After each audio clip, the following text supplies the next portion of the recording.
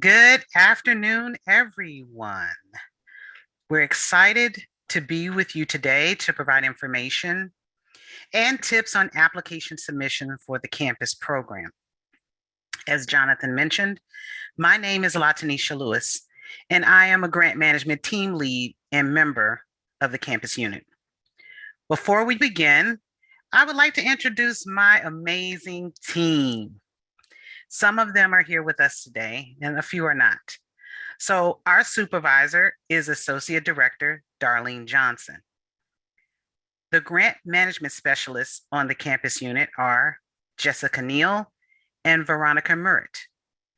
Our wonderful support staff is Kimberly Schamberger, Grant Administrative Specialist. A colleague with all the grant's financial expertise is Michael Sterling, who is also joining us today. He is the man with the plan.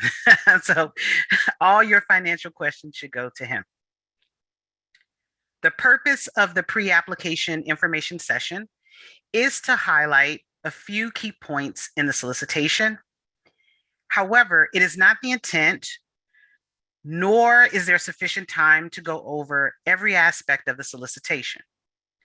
Therefore, the agenda for this session is to cover the following: eligibility requirements, key submission and information deadlines, program information, including requirements, federal award information,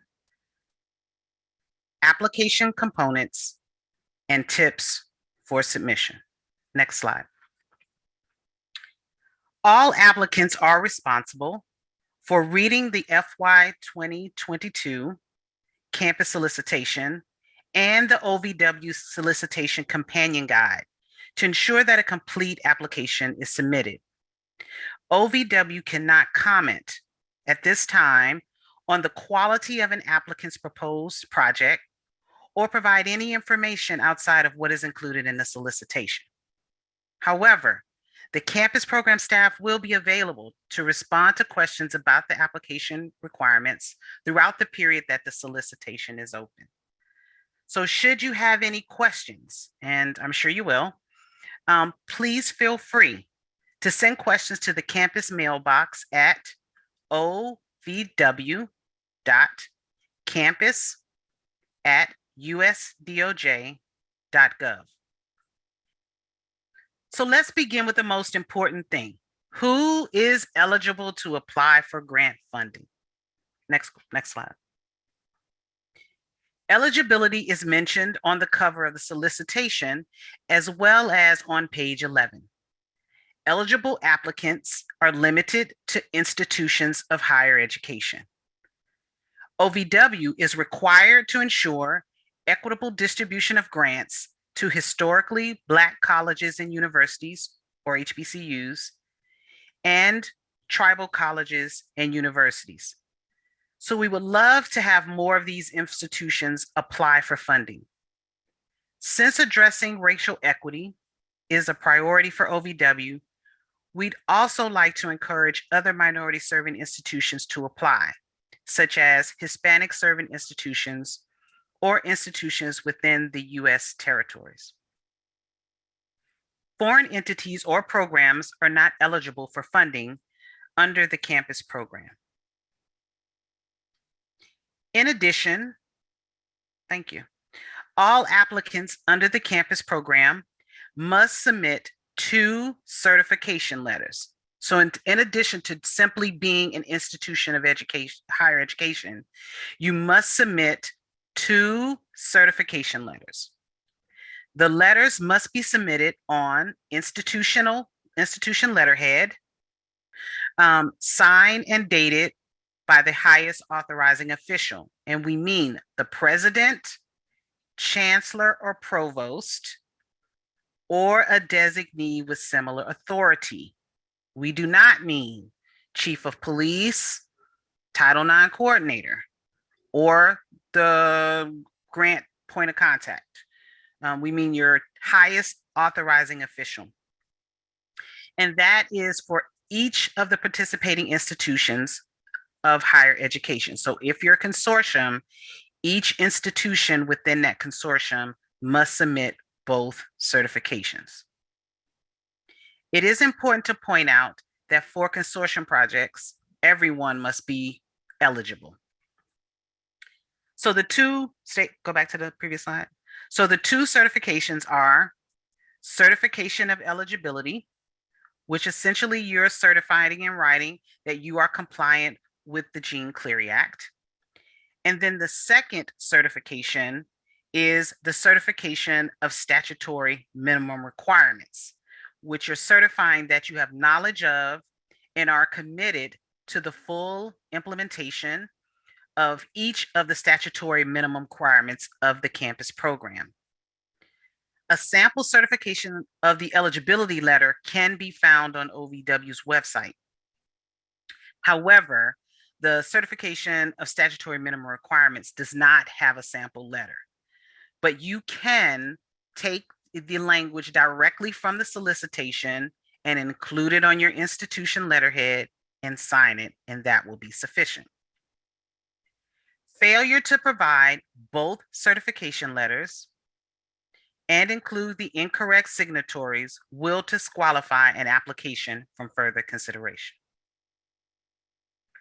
The signed certification letters must be uploaded as separate attachments in JustGrants. Some common mistakes here: incorrect signatures. The second mistake, consortium projects that don't have both certification letters for all campuses participating in the project. Next slide.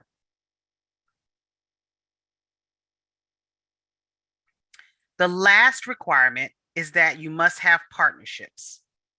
There are 2 required partnerships that you must have to be eligible. You can have more than that, but in order to be eligible, you must have 2 required partnerships. So without them in your application, it will be deemed ineligible and it will not move forward in the review process. These partnerships must be reflected in your external memorandum of understanding, and we'll talk about that later. The 2 partnerships are at least one criminal justice agency, and we're looking for local law enforcement agency, prosecutor's office, or court. Local law enforcement, prosecutor's office, or court. An applicant with sworn campus law enforcement or campus security is still required to partner with a criminal justice agency from the jurisdiction in which the campus is located. However, if you have non-sworn campus law enforcement, then your campus is limited in who you can partner with. So you must partner with a local law enforcement agency. You don't have the option to choose prosecutor's office and court as your partner if you have non-sworn campus law enforcement. And then you may also partner with other criminal justice agencies as you wish, but in terms of being eligible, these are your criminal justice partners. And you must partner with one domestic violence, dating violence, sexual assault or stalking victim service provider within the community where the institution is located. So for example, for rural campuses, this may mean a victim services organization that serves multiple counties or is located in another county, and that's perfectly fine. Eligibility is the area where many campuses make mistakes and are eliminated from further review. So in your application submission, make sure to address all of the required components. So for now, I'm going to stop and allow you to ask any questions you have thus far about eligibility and required partnerships. First question, just a clarification. Both of these must be signed by our president, by our university president, correct? They don't necessarily have to both be signed by the president, but they must be signed by one of the chief authorizing officials. So one could be signed by the president, the other could be signed by, let's say, the director of sponsored programs, or your VP of research and advancement. As long as they are signed by a chief authorizing official, we are fine. All right. May have to unmute her. Apologies. Okay. So if our vice president, who would be the designee, is listed as our point of contact, then that person would not be able to sign the 2 certification letters, correct? No, they can sign it as long as Okay. they're designated on behalf of the institution to be able to certify the federal funds.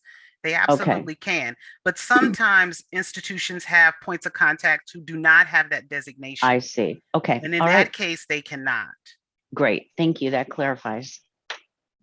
So my university won an OVA grant in 2013, and a lot of the required infrastructure is already in place. However, we partnered with our local rate crisis center, which in Massachusetts serves by jurisdiction. So they're the appointed agency in our area. That said, we have an incredibly tenuous relationship with their executive director. They didn't necessarily do well with the federal funds we received last time. So do we have to continue working with them, or do we have flexibility in working with another community agency that serves survivors of sexual violence? You have the option to work with another agency as long as they meet the definition of victim service providers that we outline in the solicitation. So as long as they meet that definition, it's fine. Would that extend to folks providing primarily legal advocacy to survivors? No, it would not. Okay, thank you. My question was related to the required partnerships. We have a victim services partner and we have a local law enforcement partner. We would like to address one of the priority underserved populations like LGBTQ, but we do not have any organization in the area. We're in a rural spot that would be able to assist with that. Do you need an external partner that's specific to the priority underserved populations? Not to be eligible. And we can come back to that when we get to priority areas, but you don't need another external partner to be eligible. Okay, thank you so much. You're welcome. We are a community college in a larger metropolitan area, and we have campuses in multiple counties, which means multiple law enforcement jurisdictions. And we were wondering if we need to partner with law enforcement agencies within each jurisdiction, or if we can choose one where one of our campuses is located. For eligibility, you only need one of them, but I would say in terms of making a more feasible response, something that would make sense in terms of serving your student populations, because you would have to implement the project on each of those campuses. I would say you should try to partner up with the other law enforcement agencies as well. But you only need one to be eligible. Absolutely. Okay, the next slide for us, please. I think I'm turning it over to you, Jessica Neal. Yes, ma'am. Thank you, Lottie. Hello, everyone. As Lottie mentioned at the top of the presentation, I am Jess Neal, one of the grant management specialists with the campus program. So we will discuss the key submission information during the next couple of slides. So Veronica, you can go ahead and advance to the next slide. So here we're going to discuss the deadlines and the registration. Applications are due by 9 p.m. Eastern Standard Time on Tuesday, April the 26th. OVW will not accept late submissions except for under limited circumstances described on pages 26 through 23 of the solicitation. In addition to the application due date, there are other important deadlines that will affect your ability to submit an application. All applicants, such as yourself, must go through a two-step registration process. You must, one, register with SAM and grants.gov by April the 5th. You also must register with Just Grants by April the 5th. We highly encourage you to refer to page 22 of the solicitation for more information regarding registration. Next slide. What's new? We have some new changes within our solicitation for FY22. So one of the new changes that we have with our solicitation or the submission of your application is that the changes to the unique entity identifier, which you may hear us refer to as the UE. As the slide says here, federal regulations require that you as an applicant for federal funding must, 1, be registered in SAM before submitting your application.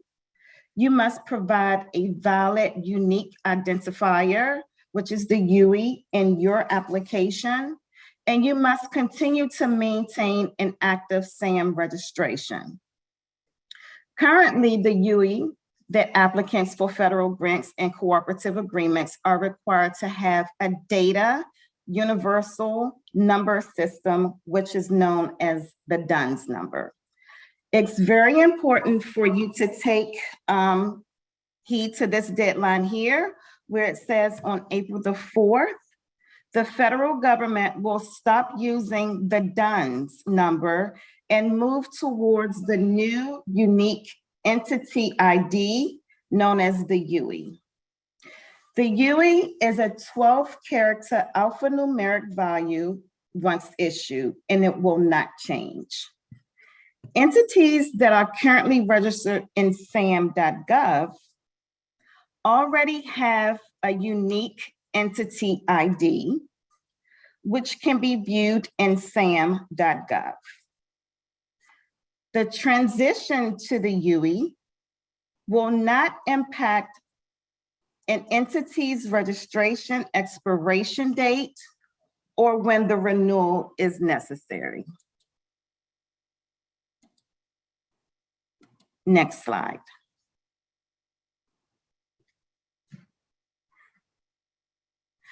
So in addition to our new process for the UE, we also have a new 2-step submission process. You must, 1, submit your SF424 and the SFLLL form by April the 21st.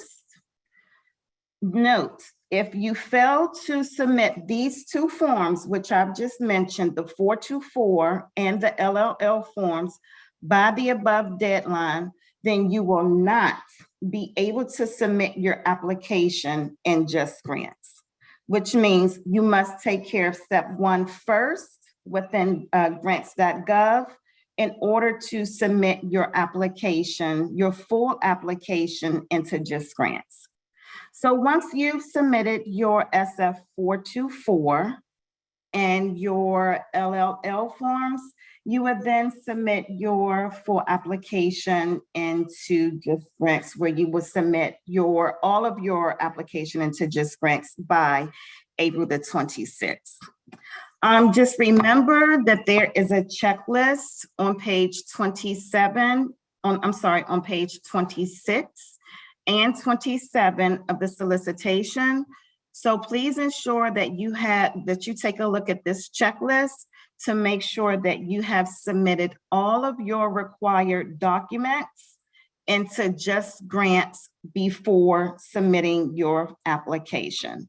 So again, where we have seen applicants fail is when they attempt to submit the application into Just Grants without submitting the 424 and the LLL form in grants.gov. I will say that if you do not, for the grants.gov deadline, this deadline of April the 21st will not be extended. So please make sure that you submit all of your initial documents by this particular deadline. Again, the grants.gov deadline will not be extended. Your communication, so as an applicant, your communication will come from either grants.gov or the Just Grants account. So it is very critical that the person or the representative who is authorized to submit the application on behalf of the organization, that individual or representative will be the one who will receive the notifications from either grants.gov or just grants regarding a possible failed submission. Okay, so the great thing about OVW is that we have our own OVW Just Grants amazing support help desk. If by any chance you are having any technical challenges with submitting your application on behalf of your FY22 application, please get in contact with our OVW Just Grant Support Help Desk, which their help desk email address is listed here, ovw.justgrants with an S, support@usdoj.gov. And our support team can also be reached by phone at 1-866-655-4482. And we can encourage you to take a picture of this particular slide just in case you need to go back and reference the support help desk number and or email address, which is also listed in the solicitation as well. Next slide. Program information. We'll go ahead and discuss program information within the next slides. And Veronica, you can advance to the next slide, and thank you for that. So just to give you a description of our program, the grants to reduce domestic violence, dating violence, sexual assault, and stalking on campus program, which you will hear us refer to as the campus program, encourages a comprehensive, coordinated community approach that enhances victim safety, provides services and support for victims, and support efforts to hold offenders accountable. The funding support activities that develop and strengthen trauma-informed victim services and strategies to prevent, investigate, and respond to domestic violence, dating violence, sexual assault, and stalking, which you will also hear us use the acronym DVDVSA in stalking. The key thing to remember is that the crimes are focused on this grant for funding. Your proposal cannot address bullying or general violence because they are out of scope of the program. In addition to sexual harassment can only be used when addressing or referencing violence against women crimes, such as discussing your campus policy. Next slide. Our program, which is a campus program, has 10 purpose areas.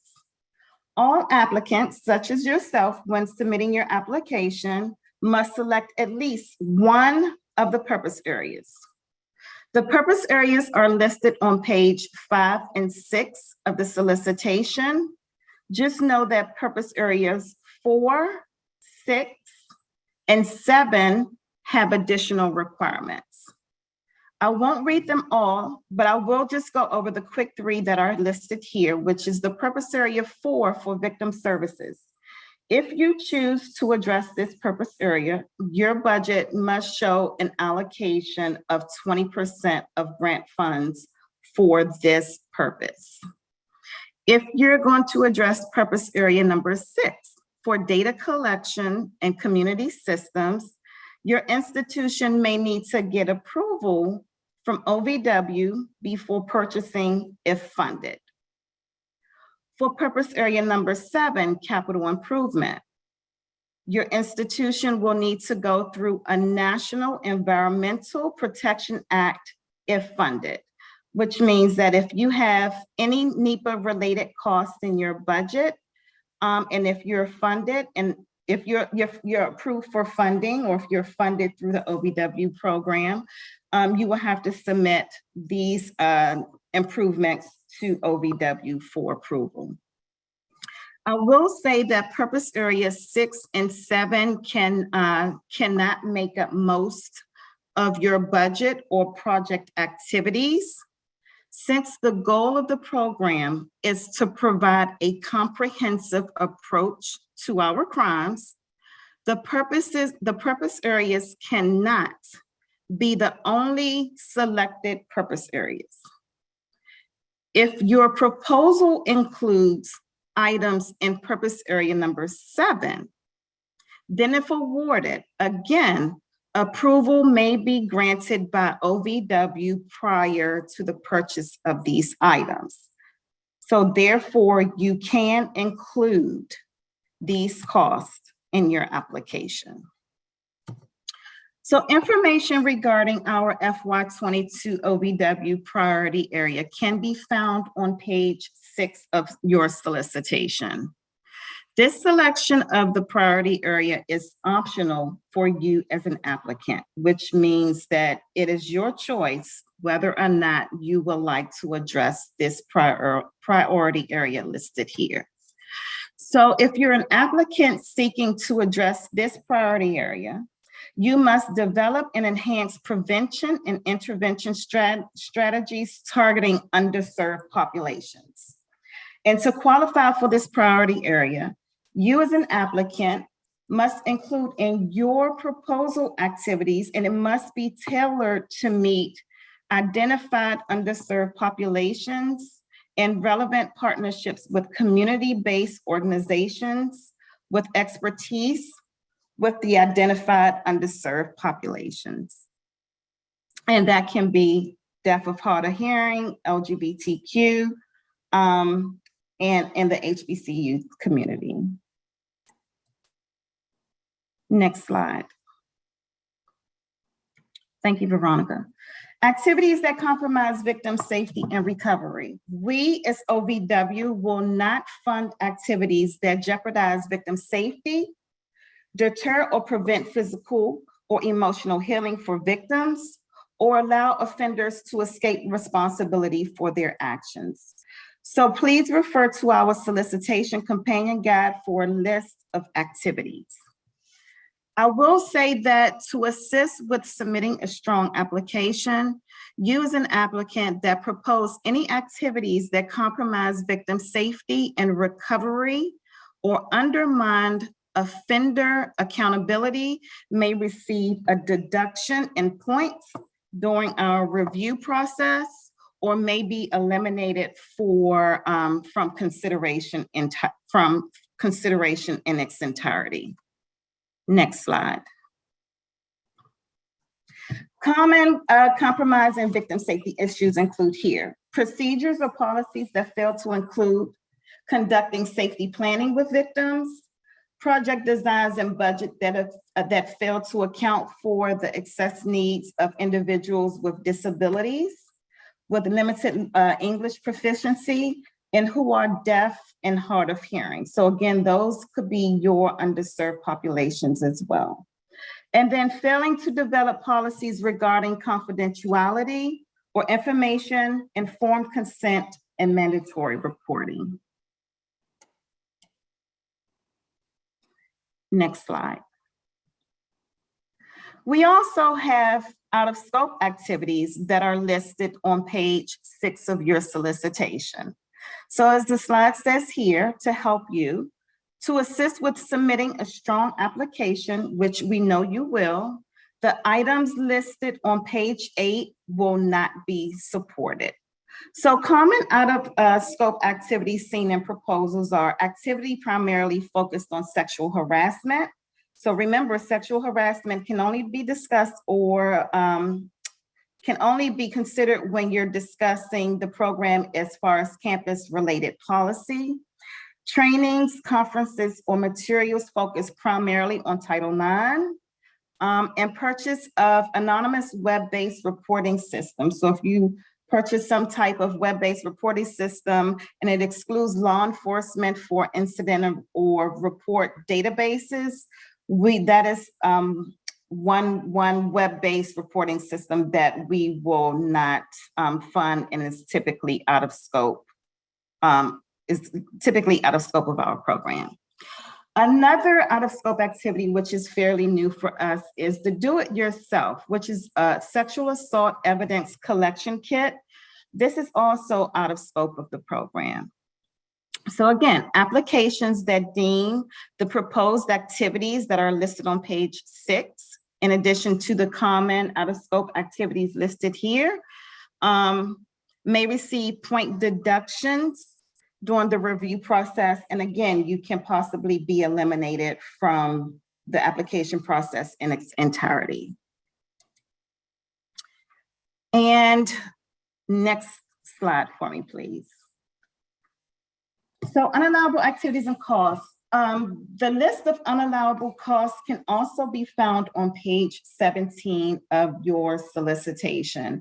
But we would like to make you aware that the common unallowable costs seen in proposals submitted to OVW campus program is the tuition reimbursement in lieu of the salary for the project staff, in addition to fundraising. So as you begin to build and write up your proposal, just know that these two are also considered unallowable costs when you're developing your proposal and your budget. At this time, we are at the end of the slide for my presentation. So I will go ahead and open up the floor for questions. If you're having, I guess, a difficult time with grants.gov, is there a number we can call? I would say that you can, grants.gov should have a number where you can call for support. We have seen in the past where our OVW just grants help desk is able to assist you with this process, but we do encourage you to get in contact with grants.gov first. And if that happens where you're unable to submit your application within Just Grants, then you can get in contact with our OVW Just Grants support help desk. But to answer your question, grants.gov should have a support help desk to help you with your submission of your 424 and your LLL forms. I did paste that support help desk in the chat. So if you wanted to look, it's also on the, I think on page 2 of the solicitation. Definitely contact grants.gov. We do not have any control over grants.gov. So we cannot look in your account. We cannot help you with any technical challenges. We can certainly collaborate with the grants.gov staff to help you. But if you have any issues with grants.gov, certainly contact that help desk first. The next question just says, page 22 says to register with Just Grants as soon as possible, not April 5th, which is correct? Can we go back to that particular? I would just say you should register as soon as possible, but the deadline is there because if you don't do it by April 5th, there is a 2 to 3 week process to register. So if you don't register by the 5th of April, you're unlikely to be able to submit an application. That's why we put the deadline in there. So yes, do it as soon as possible. Do not wait to that deadline. But the deadline is there because what happens is people will run into challenges with registering. And the first thing we're going to ask you is, when did you register? If you registered after April 5th, then you are more likely than not to be able to get a justification for submitting your application late. And that's usually what happens, is that folks are like, we're running into challenges. I can't submit my application on time. Can you let us submit it? And we're more likely not to grant that if you register after April 5th. Thank you for that insert, Lottie. I do see Marizia, and my apologies if I pronounced your name incorrectly. Can you register with Just Grants before submitting the 424 and the LLL? You must register with grants.gov before registering with Just Grants. May I follow up on that? Sure. Sure. So we are registered with grants.gov and SAM, not with just grants.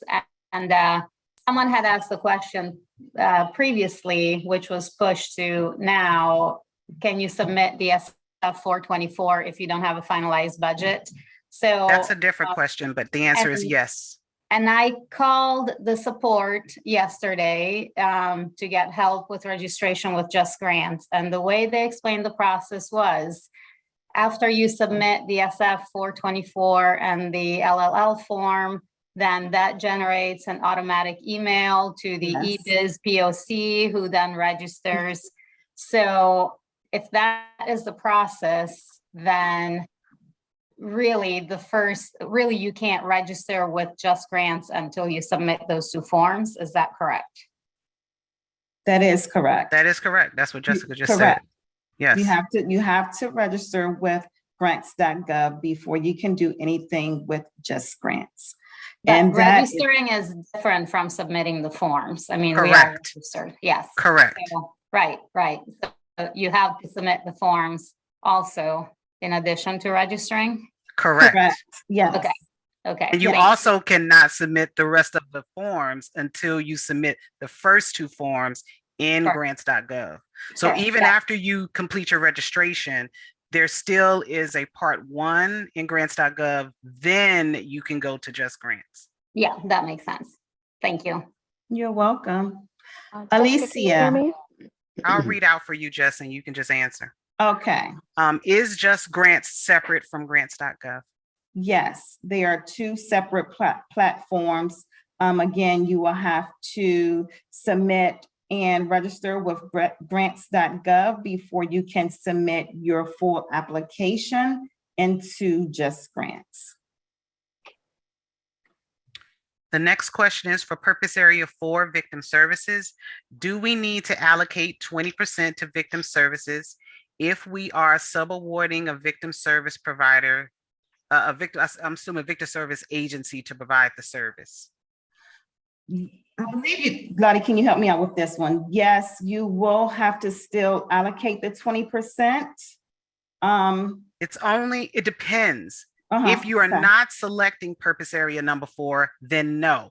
So if you are partnering with a community victim services agency as part of your eligibility requirement, but you are not proposing to do Purpose Area number 4, then no, you do not have to allocate 20%. You give them the appropriate compensation based on the services they're providing in the project. But if you are purposely doing Purpose Area number 4, which is developing, enhancing, or strengthening victim services, then yes, you must allocate 20% of your budget to that purpose. And it must be direct services. It cannot be prevention and training or outreach. It must be direct services. And that usually looks like, usually what we see for that is funding a victim advocate. The next question is, for the priority area, do you have to partner with an external organization focused on these populations to meet it? Or may you capitalize on internal resources and expertise? Great question. I'm gonna need your assistance on that one for me, please. Yes, you can capitalize on a campus resource. So if you're thinking about would I partner with Department of Disabilities within your institution, you certainly can partner with them, but I would highlight that in your solicitation so we know that that's who your partner is. I would not just simply, list them in the long list of partners you have, but I would definitely highlight them so that we know they're the key partner to meet the needs of that population. What I was asking, you may have just addressed it, but if we're selecting purposes and 4 is one of the purposes, but not the main purpose, do we still have to allocate 20% of the budget? Yes, ma'am. Yes, you do. Okay, and I want to follow up on something you said. You said it doesn't include training. We have a strong need for victim advocates, and right now they're all voluntary. And we would like to train more of our psychology students, et cetera, to fill that function. Would Mhm. that be allowed? Would that count? It certainly is an allowable activity. It cannot count towards the 20%. Okay, thank you. Certainly you can go over the 20. I want to be clear, you can go over that 20%, but the 20% is meant for victim services, and a training is not victim services. Does that make sense? So that's Yes, why thank it you. doesn't count. Mhm. Okay, thank you. When we're looking at the purpose areas, number 7, did I hear you say that there was a certain percentage that only could be used for number 7 on capital improvements? I'm sorry, I was on mute. That's okay. There is not a certain percentage for purpose Okay. area number 7. However, if you have some renovation related expenses or costs within your budget itself, we would just have to note that this is NEPA related. But again, to answer your question, there is no set aside amount that you can allocate or should allocate for purpose area number 7. Okay, thank you, Jessica. And then just to clarify, we currently have a registered with SAM and have a DUNS number. So when this changeover happens on April 4th, since we already have a DUNS number, will it automatically give us our new number, or will we finish the process with the DUNS number? Yeah, It'll automatically no. give us the new number. As I mentioned, Okay. earlier, Fonda, Okay. you won't be impacted by that. You Okay, should be great. able to, yeah. Awesome. Thank Okay. you. Just one clarification on that NEPA related items that you want to include in the budget. We don't have a percentage, but it can't be the majority of your budget, because usually what folks are asking us to do is purchase security cameras, purchase emergency call lights or call stations. Those are pretty expensive. Mhm. And so remember that you have other requirements that you must meet. So Right. I would suggest, as you look at your budget, make sure that it is balanced, that you're able to meet all the other requirements and be able to do that. Because I know sometimes that might be a negotiating factor with Mhm. another department. It's like, well, if you could get us the call stations, we'll sign on. But our goal is to be able to support some of that effort, but not be able to do all of Okay. it. Does that make Okay. sense? Absolutely. Thank you so much. And I would say for those, you would have to make the case for why those purchases would specifically impact sexual assault, domestic violence. Because sometimes what folks will write and say is the justification is because we have crime, basically, right? Crime has gone up. And we're like, but that could be any crime, right? That could be robbery. That could be, general assault. How is installing these particular call buttons are going to impact sexual violence? And maybe you've done a climate survey where students Mhm. are saying, over here, we feel less safe. There have been sexual assaults over there. And so that's why we want to put these call buttons there. Okay. Whatever Thank you so much. All right, Jess is right. In the interest of time, we'll try to take some more. Let me just see. I think, Jess, you answered this question about the budget, but let me just raise it again. Can you still address the SF424 approximate budget question form before? So can you have one amount on the SF424 and a different amount in the budget that you submit, Jess? Yes, to answer your question, yes, the 424, you can have one amount in the 424 versus what you submit in the budget. This is just giving us a synopsis as to how much you're actually requesting for your award amount. So if you're unsure if you want your budget to be $300,000 or $296,088, just to give you a number, those two amounts can be different. I'll take a few more because we still got a lot more to cover. So someone was asking about the correct dates for Just Grants. Remember, there are 2 different dates. One is for registration. That is April 5th. The second date is for submission of documents. So make sure that you look at page 29. They may be 26 through 20. It's Yeah, in the 20s. there's a page there that tells you step by step what to do. Please look at that page because it clearly delineates the deadlines. They said, when you send a letter of intent to us, will you get a confirmation email? Or is that part of the prompt to open Just Grants for applications? Letter of intent are not required. Certainly we could give, if you need a confirmation, we certainly can do that. We usually don't because it's not a required thing, and you could give us a letter of intent and decide not to submit. Absolutely. Yeah. All right, so now we're going to talk about federal award information and award amounts. Next slide. All right, so the award period is for 36 months. It tentatively begins October 1, 2022 and ends September 30th, 2025. So applicants should submit applications with project activities and budgets that reflect this period. So we typically award grants from 300,000 to 750,000. So if you look at the funding levels, it depends on what project type you are applying for.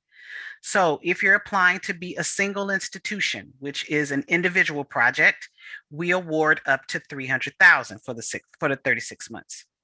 If you're a consortia project, which means more than one campus, more than one institution, I should say, is applying to work together in this project, then it depends on the size of the project. So if you're 2 to 4 campuses, the award is up to 550,000.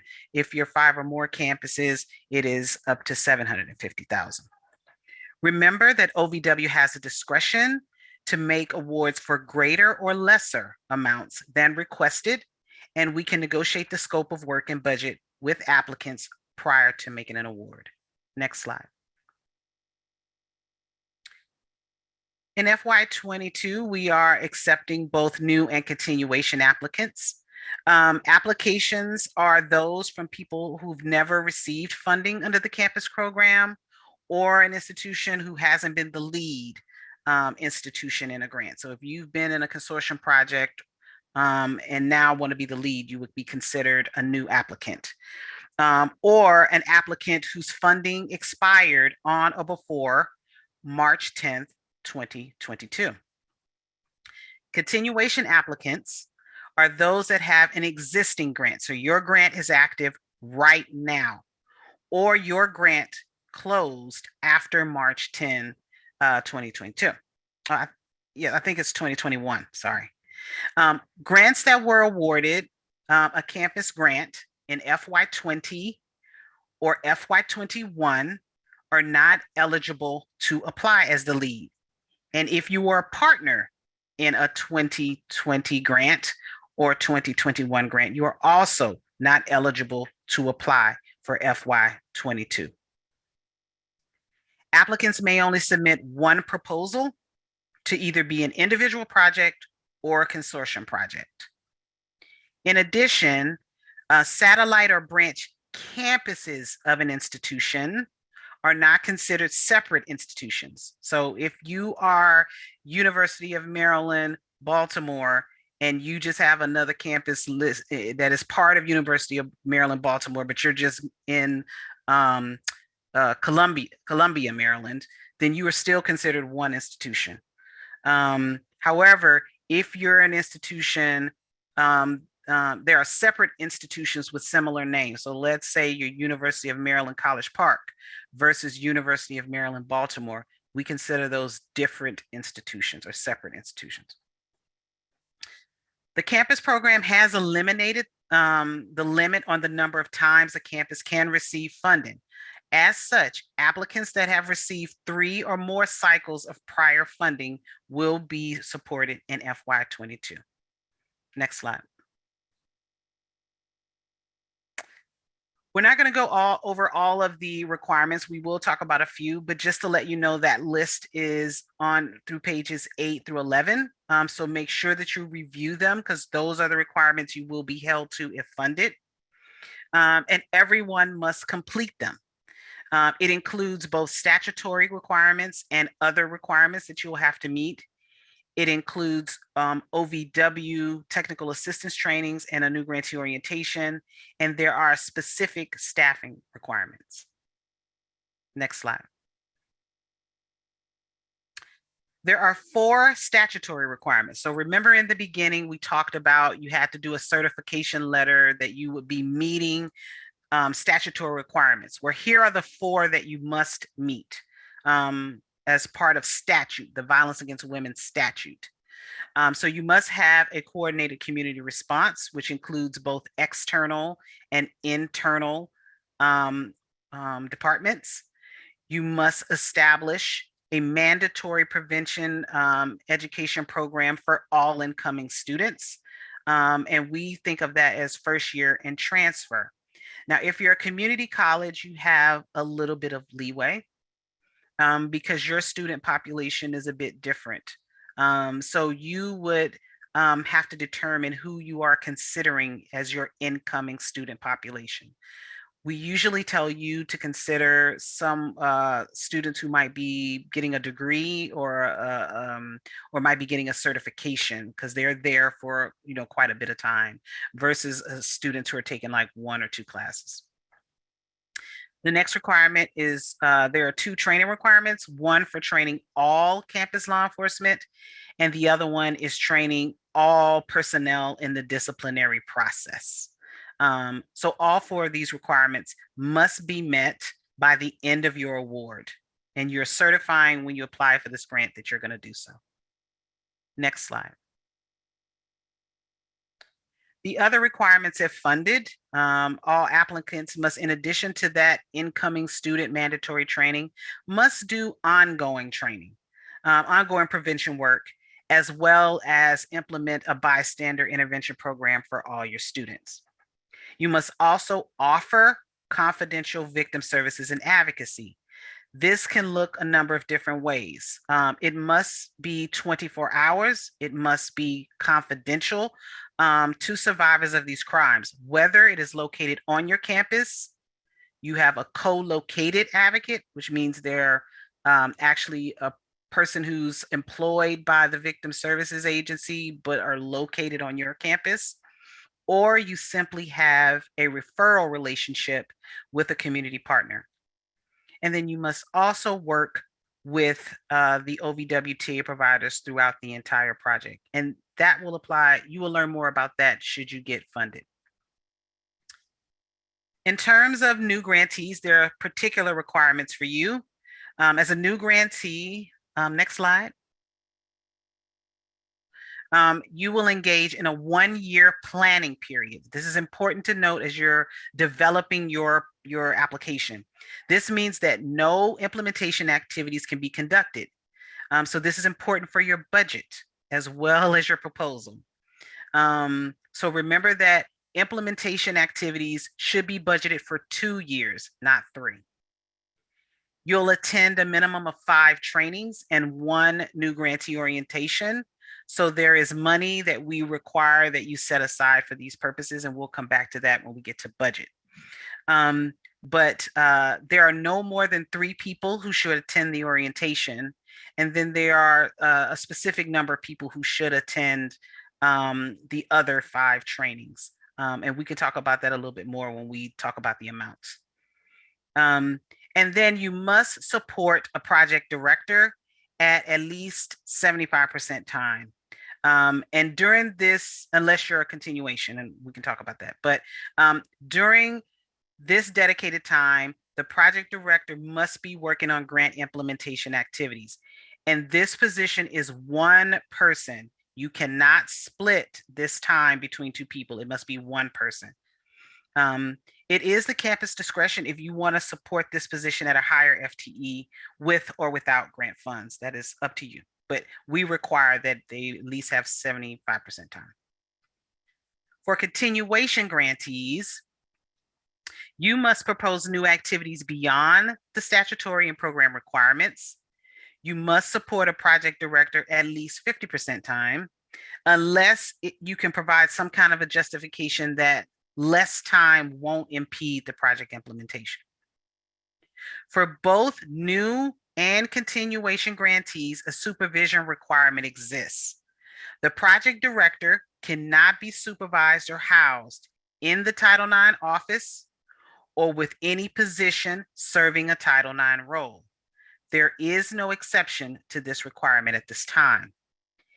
In addition, the project director must not be a Title IX coordinator or investigator, a victim advocate, or serve in a confidential advisor role.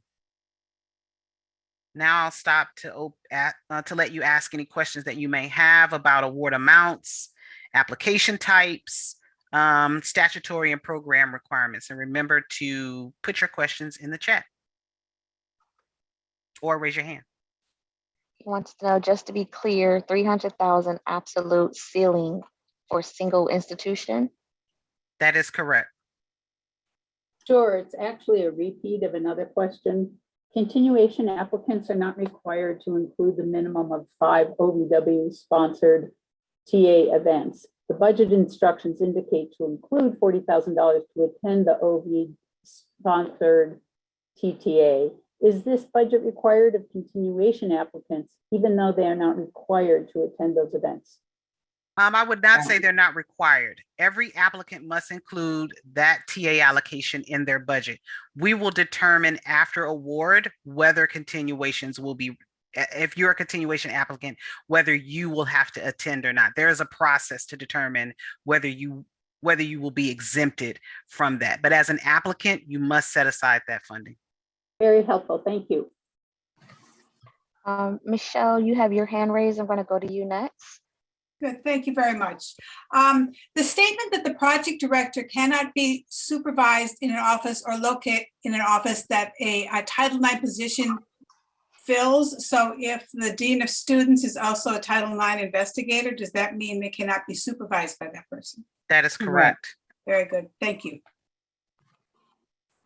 Okay, Caroline has a question. To clarify, can the 7.75 FTE be funded in part-time by the grant and in part-time by the college? Absolutely. Just know 75% of their time has to be on the grant activities.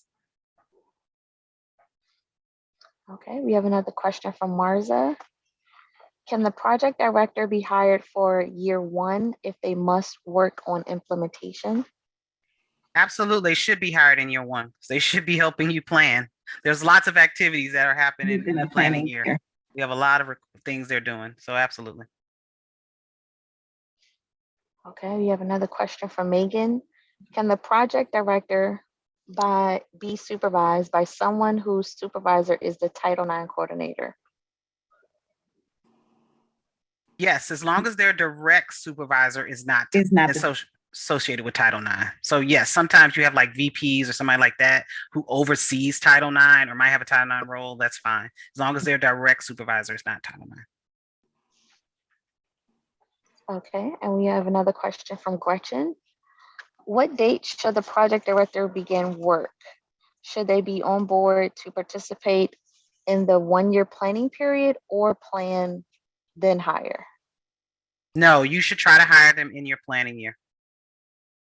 So as soon as you can. So application components and tips for submission. Next slide.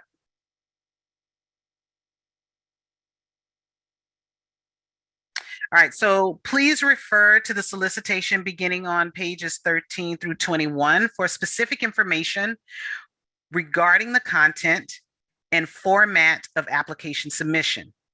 All applications must include the following 5 components. So they must include project narrative, a budget detail worksheet and narrative, and memoranda of understanding to include both an external and internal MOU, certification of eligibility, and certification of statutory minimum requirements. Applications that do not include these 5 components will be considered substantially incomplete and will not be considered for funding. Stay on this slide. The data requested with the application survey provides a snapshot of your project. This data is used in the initial review of your application. So please answer each question or criteria included. Next slide. The project narrative consists of 3 sections: the purpose of the application, what will be done, and who will implement. All combined, the project narrative is worth a total of 55 points and is the bulk of the application. The project narrative must be double-spaced, and this component of the application submission is where applicants provide details related to the proposed project. So before I get into each section of the proposal narrative, it is important to discuss the page limit. It is imperative that you are mindful of the formatting. So look at page 13 for specifics, and the number of allowable pages. The project narrative can include charts, which can be single-spaced. However, charts should be used sparingly and not make up most of the narrative. Peer reviewers are instructed to stop reading and scoring this section at the page limit. You do not want to lose valuable points due to going over that page limit. So with that said, the proposal narrative should be no more than 20 pages for individual projects and 23 pages for consortium projects. Next slide. Purpose of the proposal. This section describes the need for the project and helps reviewers understand your specific campus community needs. Common mistakes include providing too much information, information that is not relevant to the proposed project, or not enough information to be responsive to the criteria included in the solicitation. Follow the guidance on pages 14 of solicitation to ensure you are providing the required information.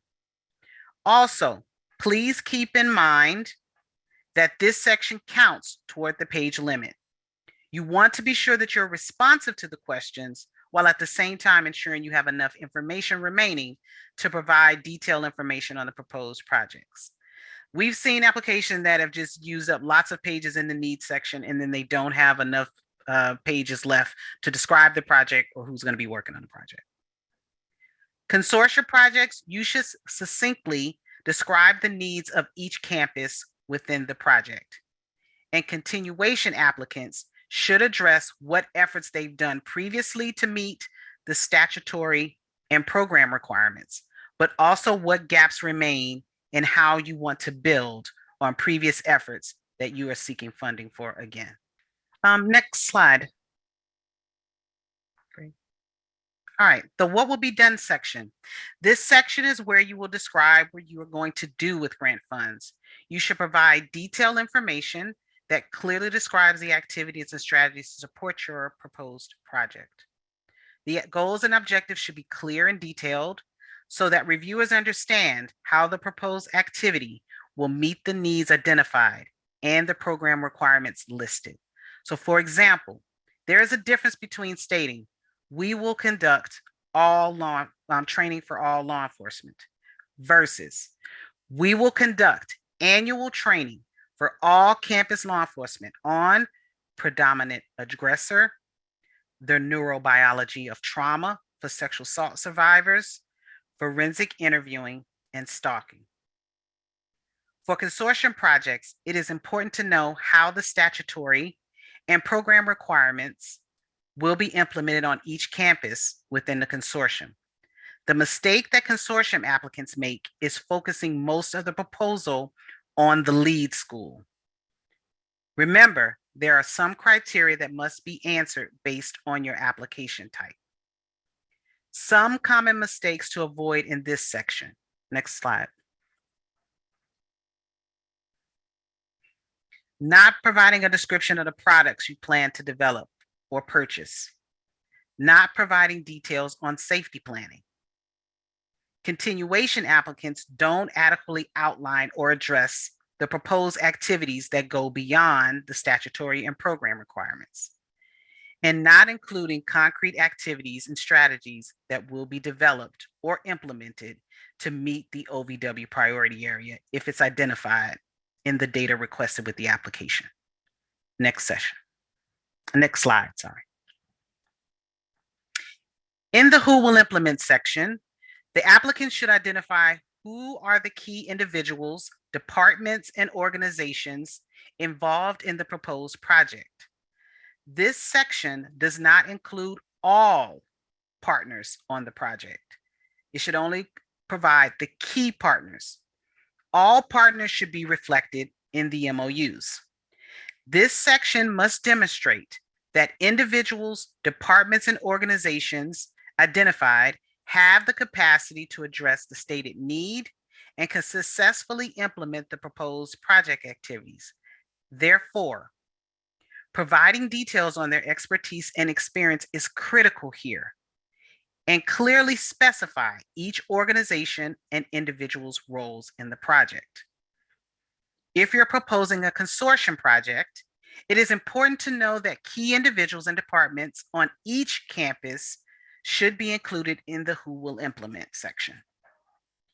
If you're planning to hire one of the key partners, provide a brief description of the experience you hope they have and the responsibilities of this position.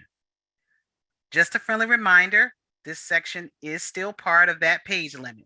So make sure to keep this section focused on who is involved in the major project activities and who is most responsible for ensuring the goals and objectives of the project are met.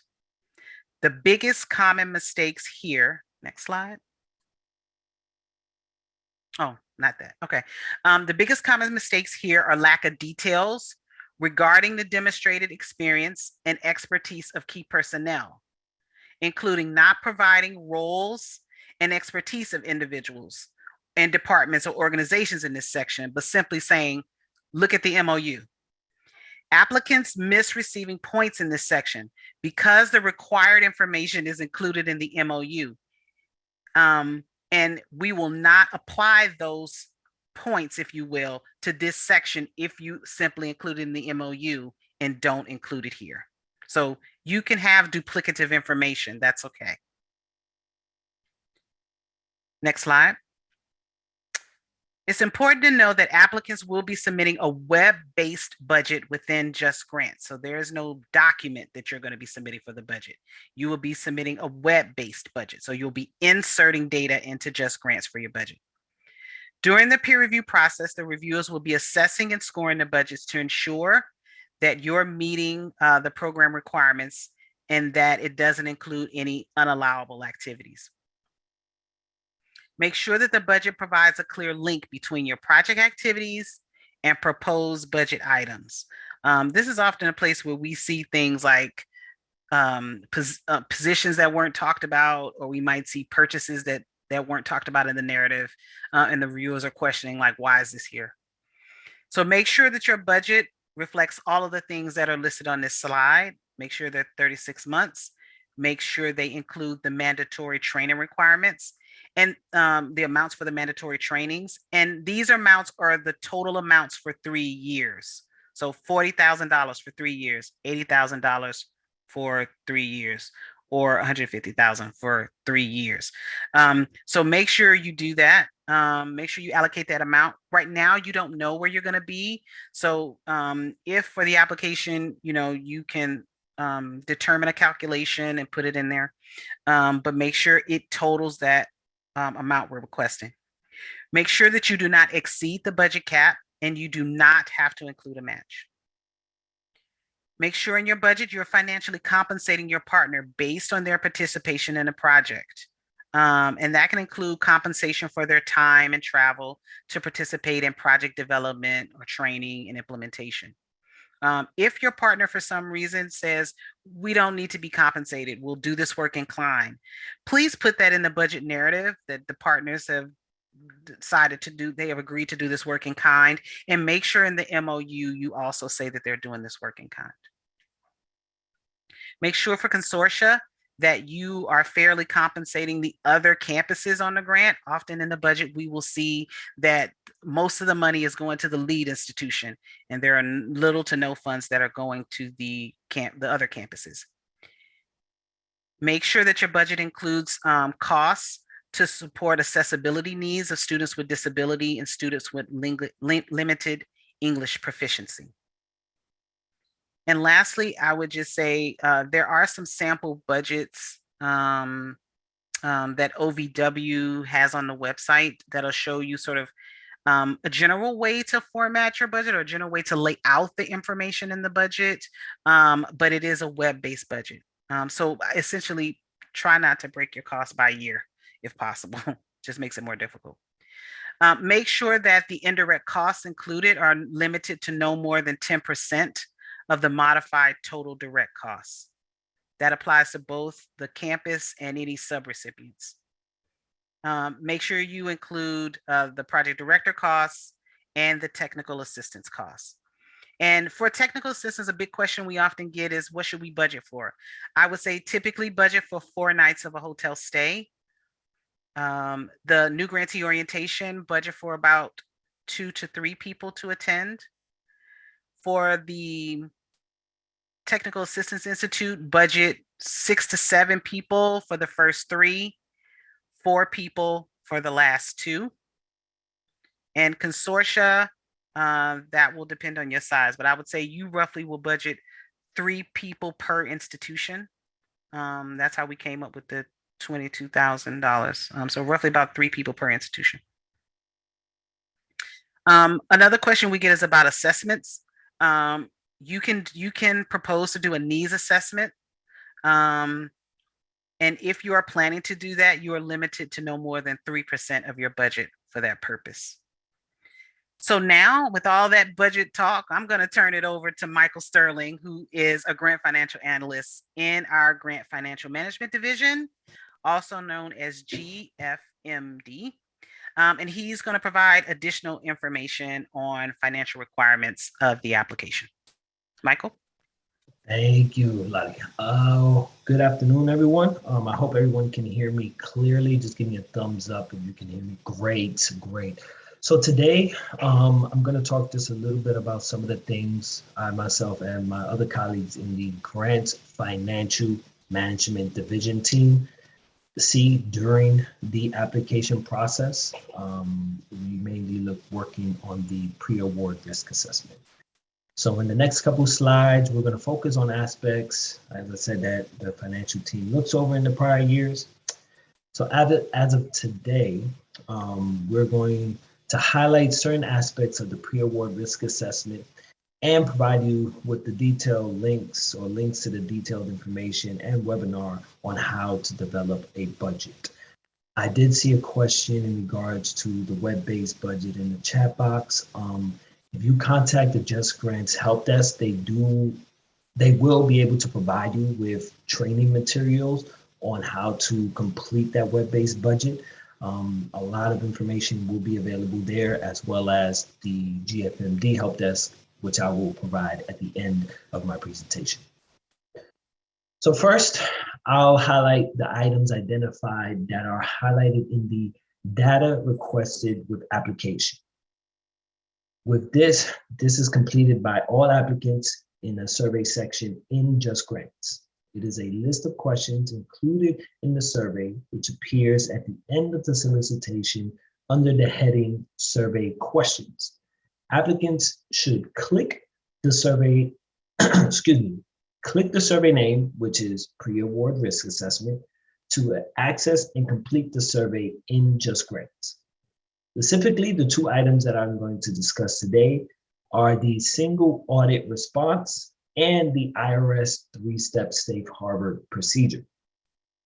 OVW requests that all applicants provide a statement as to whether they have expended $750,000 in federal funds, $750 or more in federal funds in their last fiscal year. If they did, then they had to indicate that information and also specify the date of their last fiscal year. However, in the past, we have seen that applicants either do not provide the statement indicating that they have expended over the $750,000, or they don't specify their fiscal year. So please ensure that you are reviewing each of the questions in the survey and you are answering them to the fullest that you're able to. If information is missing, that delays the review process. Another item that I would like to highlight from the solicitation is specifically for nonprofit organizations. If you use the IRS 3-step safe harbor procedure to determine the executive's compensation, then you are required to provide a disclosure letter. On page 15 of the solicitation, it provides further detail and a link to a sample of the letter. Note that the letter has 4 required parts. The sample letter provides an outline of each of the 4 parts. So please ensure that you are reviewing the sample letter and you're answering each part. Again, this is focusing more for nonprofit organizations, or if your institution is utilizing the IRS 3-step safe harbor procedure. The next item that I would like to discuss is the pre-award risk assessment survey, which we, GFMD, during the pre-award risk assessment process, we look at this survey. This survey has 11 questions. Each question has multiple parts in it. Please, and again, I say, please ensure that you review each question and you answer each part of each question. Again, just like anything else in the application process, if we're reviewing it and there's information missing, or if we have to go back and follow up with the applicant, that will delay the review process. So please ensure that you are reviewing and reading each of the questions and you're answering each part of each question. For example, sorry, I'm trying to think of some of the examples. For example, like question 2, it asks for the organization's policies and procedures as to whether they have a policies and procedures. And then it asks for a brief list of the topics. What we've seen in the past is grantee applicants are not including the list of topics, or they provide the list of topics, but they don't provide the statement indicating that, yes, we have a written copy of our policies and procedures. And again, this information needs to be included, because if it's not, then we will need to follow up with the applicants to ensure that they have this information. And another example would be question 3. Some applicants will fail to provide a brief summary of the organization's process into tracking expenditures. And again, if they don't provide information as well as information if they track budgeted versus actual, same thing. If that information is not provided in the survey, then we will have to follow up. And again, that will delay the review process. So again, these are some of the examples, but again, I want to highlight it. Please, please make sure that you are reading each question and you're answering each of the parts. Next slide, please. So here, excuse me. So in this slide is a quick highlight of some of the resources that are available for you all during the application process. So the first one is creating a budget. So this link is for creating a budget from the prior year, but it does have a lot of useful information in regards to what should be included in your budget. The process may not be the same because now it is web-based budget and just grant. However, I would strongly recommend that you review this presentation because it has useful information in regards to information that should be included in your budget. In addition here, we do have the uniform administrative requirements, uniform guidance, our DOJ financial guide, and the link to the solicitations. Excuse me. And again, all this information is available for all applicants. Again, if you need assistance with any of this, can you move on to the next slide? I'm sorry. If you need any assistance in regards to questions on budget items or information in regards to some of the financial guide questions, or just any general financial questions, feel free to contact the GFMD Help Desk. We can be reached at phone number 888-514-8255. 8556 or via email ovw.g as in George, F as in Frank, M as in Mary, D as in dog @doj.gov. It's usually a lot easier to get in communication with us via email. But again, if you call us, we will get back to you within 24 to 48 hours and we'll be able to provide any assistance. And with that, that is my presentation. I am going to pass it on to Jessica. If I don't know if there's any other additional questions or we're moving forward with the presentation. We will definitely move forward with the presentation. So thank you for your presentation, Michael.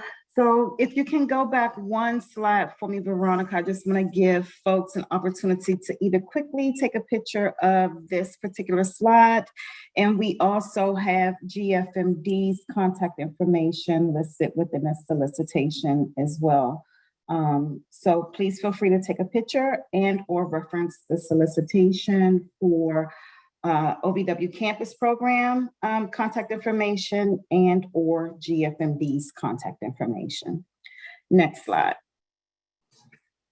So as our slide says here, you as an applicant must submit 2 MOUs, which is 1, an IMOU, and then 2, an external MOU, which we call it a EMOU. The internal MOU represents the relationship between all campus partners. The external MOU represents the relationship between the campuses and the external partners. You must represent a commitment to the full length of the project. So as Lottie said in an earlier presentation, the project period is for 36 months. So your MOU must reflect a 36-month period. It cannot be an existing MOU. So if you send us an MOU, or if you're planning to use an existing MOU, the MOU must be developed at the time of the proposal, meaning from the time that the solicitation has opened, from the time the solicitation actually closes. Existing MOUs will not be accepted. Signatures must be continuous and can be on multiple pages. In previous, we have had applicants to say, hey, we have multiple pages, or does it need to be on one page? So yes, you can have multiple pages with continuous signatures on it. Letters of support or commitment cannot be submitted to OVW as part of your application in lieu of the MOU. Next slide. Thank you, Veronica. All right, so common mistakes that is reflected is there is no page limit for MOUs, so there's no reason to shorten your details for the criteria listed within your MOU itself. Another common mistake is applicants submit the MOUs with missing signatures, especially missing signatures of the required partners. It is very key and critical that you have all signatures of your partners reflected on both your IMOU and your EMOU. As I mentioned before, submitting an outdated MOU will not be accepted. Your MOU must be submitted at the time that the project is developed. And then including a clause that partners may withdraw from the project at the time. This raises concern about the commitment of the partners to the project. So we want to make sure that when you develop your relationship with your MOU partners, that they are committed for the entire 36 months of the project, from the time that the EMOU and IMOU is developed until the end of the actual project for the 36 months. Next slide. All right, so the IMOU. Again, a single document can be signed by all campus partners on the project. So for consortia, the IMOU can be submitted in one of 2 ways. Consider one document for the purpose of submission. A single document that includes all of the consortium campuses and all of their respective campus partners, or a summary page that outlines activities to be completed in the consortium, followed by individual IMOUs for each campus within the consortium itself.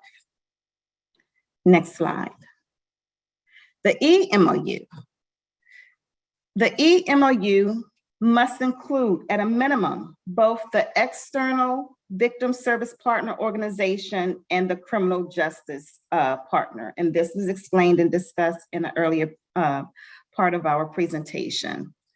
The consortia, a single MOU must be submitted if the consortium campuses share the same victim services provider and criminal justice partners. So again, one single MOU must be submitted only if the consortium campuses share the victim services provider and CJ partners.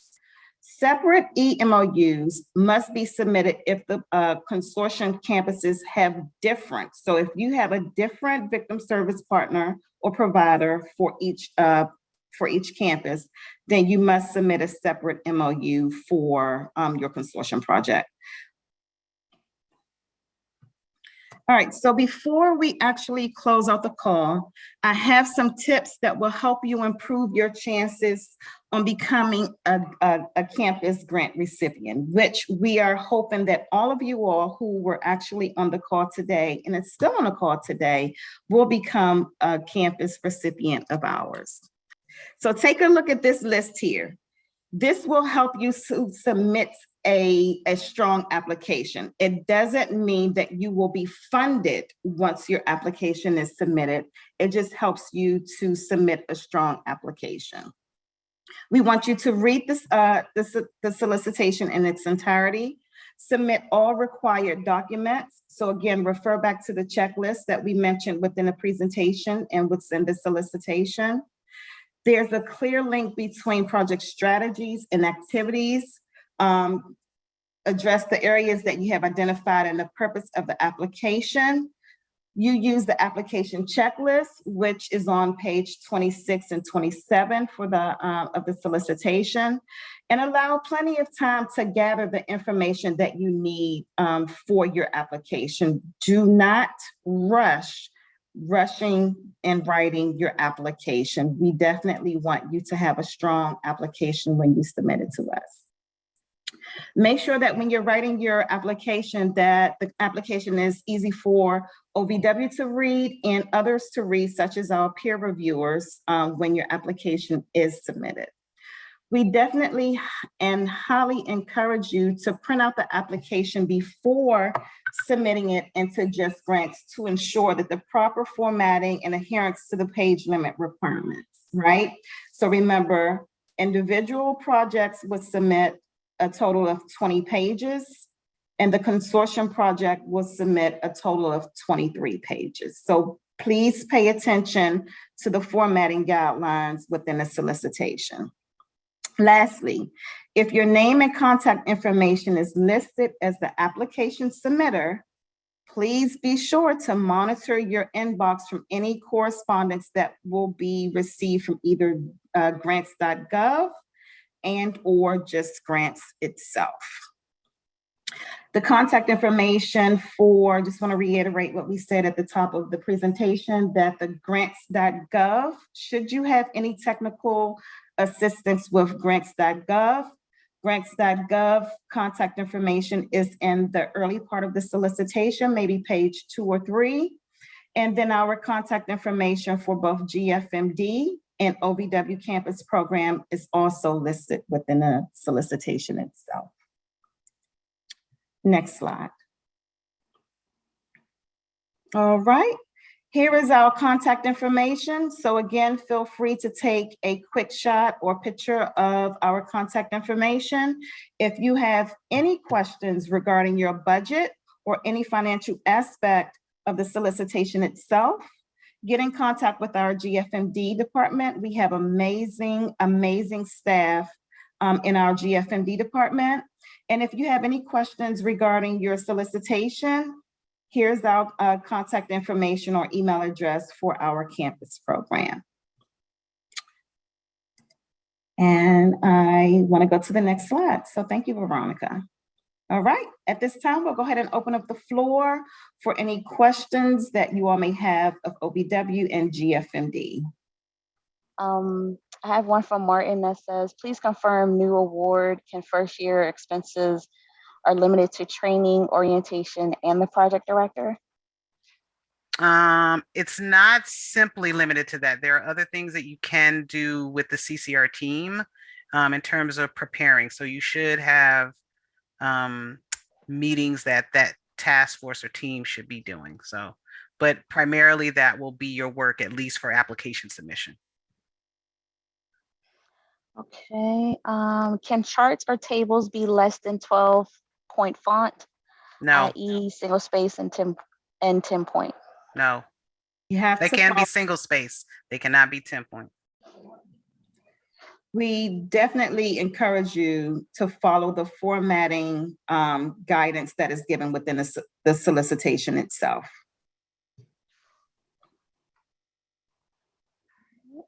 To what degree should we present the narrative following exactly the subheadings in each of the 3 main sections of the narrative?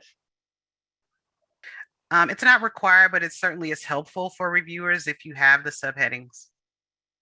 Definitely have page numbers. It is helpful for review.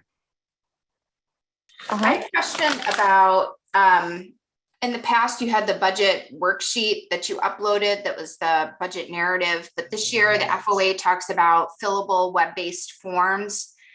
So are you are you doing both, or you don't upload a budget worksheet or narrative anymore and the web-based form serves as that?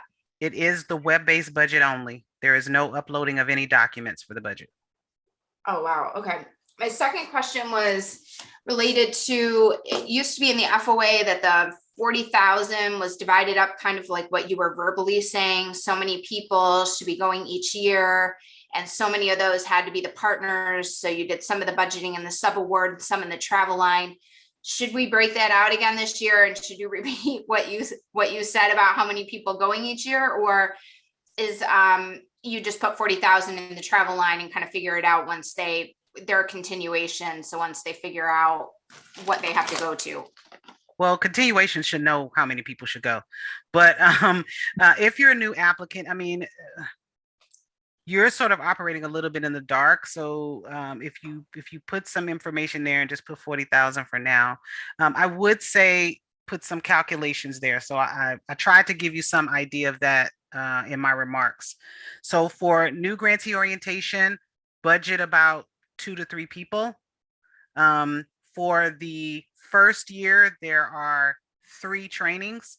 So budget 6 to 7 people if you're an individual project. In the second year, there is one training. So budget 4 people if you're an individual project. And in the last year, there is a training. So budget 4 people for that. And I think I said budgeted around 4 days, if you will. And then for consortia, it's the same 3 trainings in the first year, 1 training in the second year, 1 in the last year, but you're budgeting for 3 people per campus. Hi, thank you. I understand about the MOUs not duplicating. I'm wondering for continuing grantees, if we can use it as a template with new signatures and then adding any new partners, or like using some of that same language and getting the updated signatures, if that would be acceptable. I mean, certainly it's a starting place, but I assume your project is not going to be exactly the same. So I doubt the roles and responsibilities, but certainly you can use it as a starting place, sure. Thank you. Going back to the purpose area number 4, when we briefly discussed allocating 20% of the funds to service providers in regards to if they are applying direct services to the population. I just wanted to clarify, if we are to have a service provider provide advocate direct services, we need to do the 20%. Allocate 20%, is that correct? That is incorrect. That only applies if you are planning to do purpose area number 4. So if you're simply partnering with them, because sometimes people partner with the victim services agency, and the only thing they're going to do really in terms of the project is outreach and training. So in that case, you would not have to allocate 20%.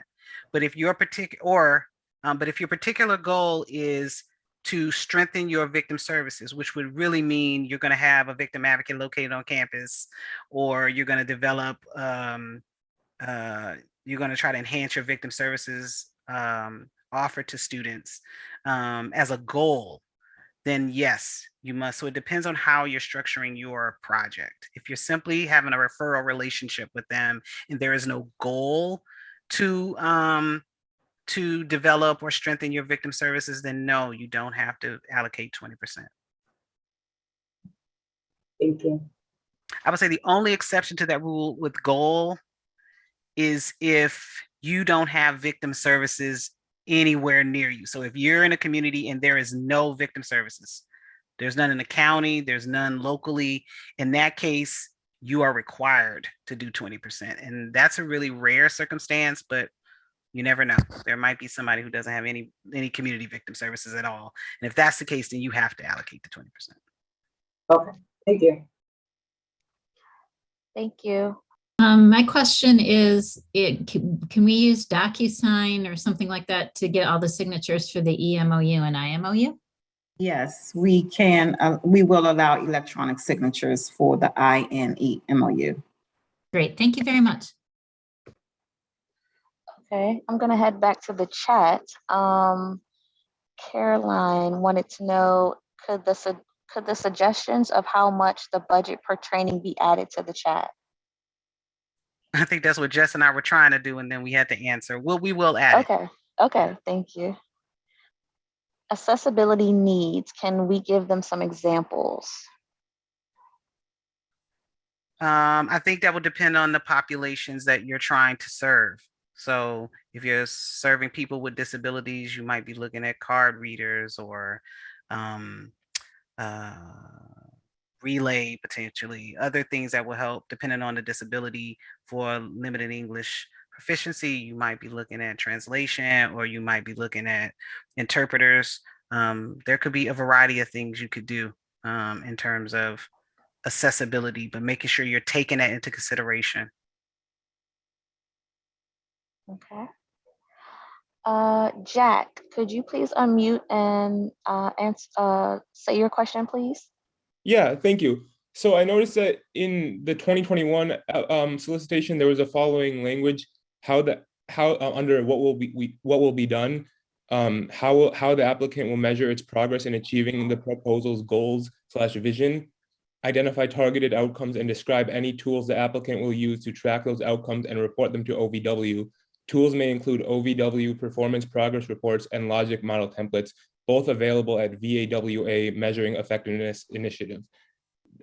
So this language is not in the 2022 solicitation. Does this mean that you no longer need to include information pertaining to measuring progress and outcomes? That is correct. That's why you must always look at the current solicitation. That is correct, Jack. I appreciate that. Thank you. Thank you, Jack. Will this grant application opportunity be repeated next year? If so, will the timing and deadline be similar? We have had funding since 1999. So yes, it probably will be out next year. Can't tell you whether the timeline will be the same. Typically, we're actually releasing very late this year. Usually we release around either very early December or early January. So can't say. Do you need to use Purpose Area 4 in order to provide victim services? In other words, could you not select Purpose Area 4 and fund a part-time advocate from a victim service provider? You're talking on mute. It's a little bit tricky, because if you're providing an advocate, how are you saying you're not doing victim services? That doesn't quite align, and I think the reviewers will question, are you really doing Purpose Area number 4? So I think you have to think about that. Mm-hmm. And this was from the same person. Who's required to be on the IMOU?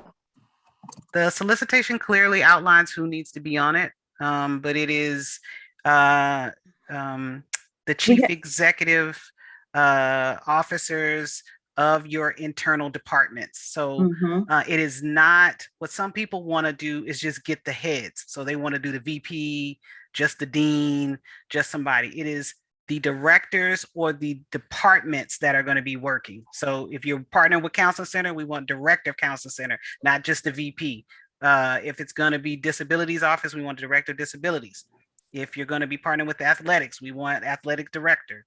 If it's the registrar, we want director of registrar. So whoever you're going to be partnering with, we want those specific individuals because you will be tasking them to do something as part of the project, not the VP. So if you just say the VP, then all the rest of these people don't know that they're signed on to a project.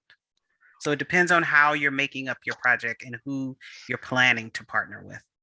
And I will say you can refer to page 12 of the solicitation for IMOU partnership. Okay. We have two people that are asking pretty much a similar question about can a project director provide direct services? No. Okay.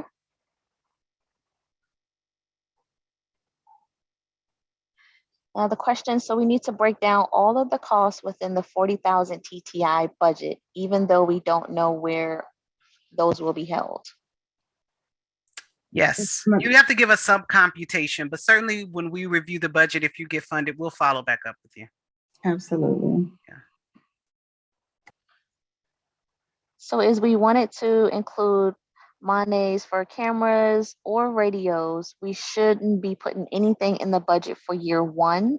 Also, should we plan on persons from external MOU to attend trainings? On the first question, that is correct. You should not be putting it in year one, but I'll question why would you want to do radios? Because radios, we do not support things that should be part of an officer's duties, and radios is one of them. So be careful of doing things like body cameras, vests, radios. Those things the law enforcement department should be supporting.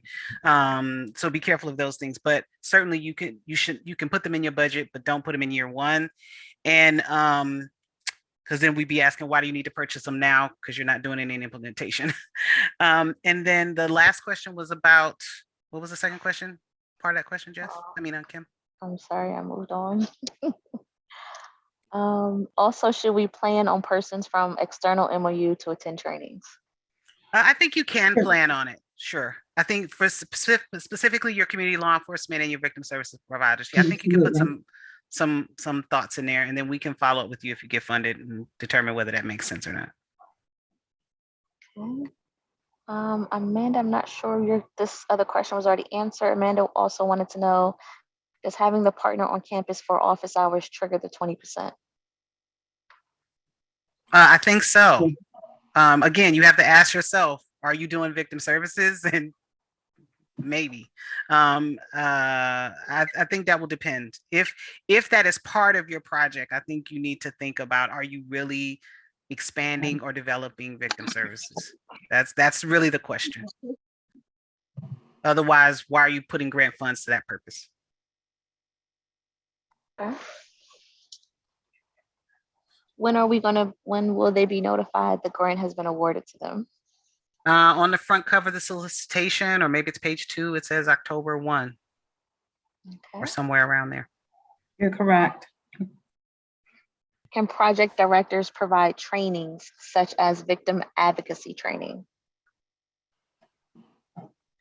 That's interesting. I mean, they certainly can do trainings. I guess what I'm questioning is victim advocacy training, because usually that's provided by the victim advocacy organization. So I'm questioning that, but certainly they can do trainings.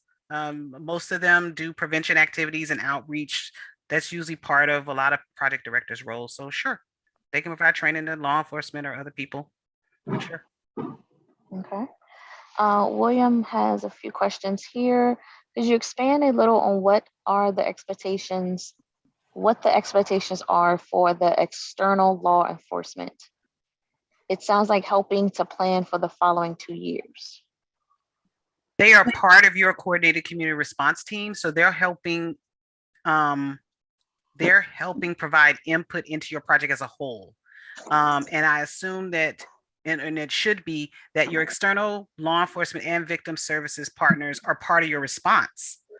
So they are there to help you organize and determine what response will be, so they can understand what they will be doing when they come to your campus around sexual assault and domestic violence. So to have them there for the beginning is so that they're there to hear about what you're going to be putting in place and subsequently helping you determine what their role is going to be and what it will look like. Can the project address off-campus violence committed on students? Can the project address off-campus violence committed on students? We might have to talk about what you mean by that. Certainly, if you're a community college, certainly students are not assaulted on maybe your campus jurisdiction. So say they were assaulted at home, but came to your campus and needed services. Certainly you can provide them services based on their needs as a victim advocate. But if you mean, do you go out in the community and respond to the crimes? We might need to talk about that a little bit more. What do you mean go into the community? So email us if you have further distinctions you need about that particular one. All right. Have we officially landed our plane? Yes. All right. That Yes, we concludes our have. session for today. We hope that you found our session very helpful for submitting your application. We look forward to reviewing all of your applications. And we hope that you all can create a great application to submit. Remember to take your time, look at the checklist, and make sure that you submit all of the required documents into just grants and grants.gov. That will conclude our session for today. Have a great day.